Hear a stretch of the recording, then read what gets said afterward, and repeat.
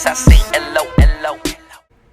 Hey, what's up guys, TechTitan here and I'm back again with a brand new video. So before I begin, as always, I want to thank you all so much for watching. If you're new to the channel, don't be a stranger, make sure you leave a thumbs up and also make sure you subscribe to the channel if you haven't already done so. So with that being said, today we're going to be taking a look at the all new Samsung Galaxy A16 5G.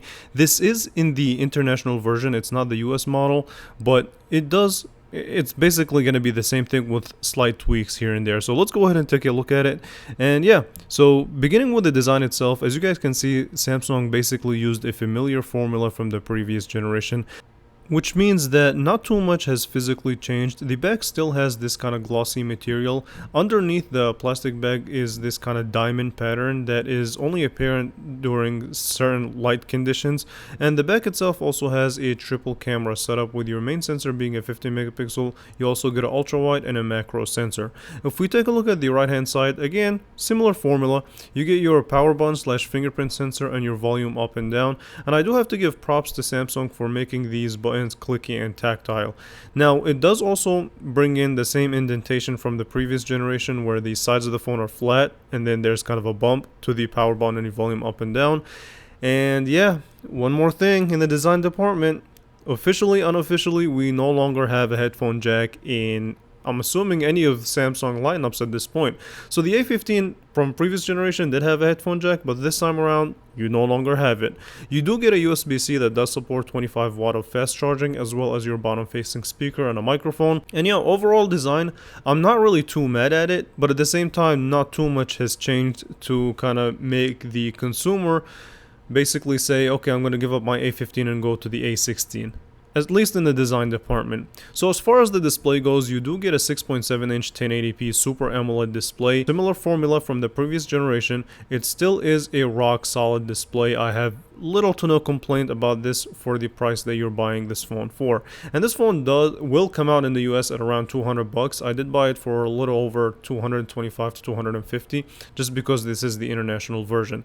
But back to the display, it's plenty sharp for me, and I don't really, again, not too much to complain about, but if I were to sort of nitpick, I would say that the bezels are on the chunkier side, but that's not really that big of a deal overall, especially again for the price that you're paying for this phone.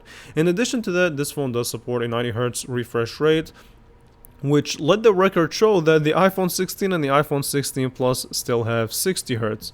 I'm just saying.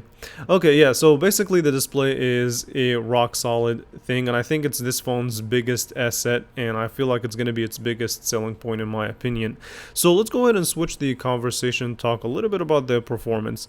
Now, if you get the international version, you will get the Exynos 1330, and as far as the US version, which will come out in a few months, they're saying that it's going to come out with a MediaTek Dimensity processor, so we'll see how that would pan out. So my particular version does have 8 GB of RAM and 256 gigabytes of storage, which again is where I feel like in the performance department from the previous generation it was sort of a letdown, and I'm not gonna hate on it too hard because I know it's just within the price point of the phone. 200 bucks is a little to no complaint that you can have there, but with the RAM boost and the storage boost on here, I can tell you that this phone is slightly a better performing phone from the previous generation. I do have to do a lot more tests since I've only had this phone for a few hours, so I can't really draw a full out conclusion on that just yet. I will be doing my tests to give you guys a better rounded conclusion later at a later time.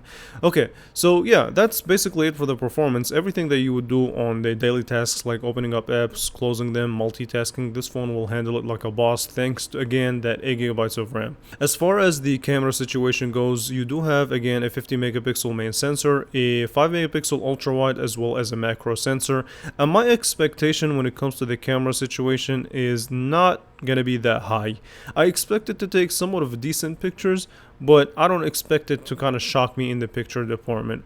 When it comes to the video quality of this phone is capable of shooting, unfortunately only at 1080p at 30 frames per second. It does not have optical image stabilization. It do have electronic image stabilization. The front facing camera is a 13 megapixel camera.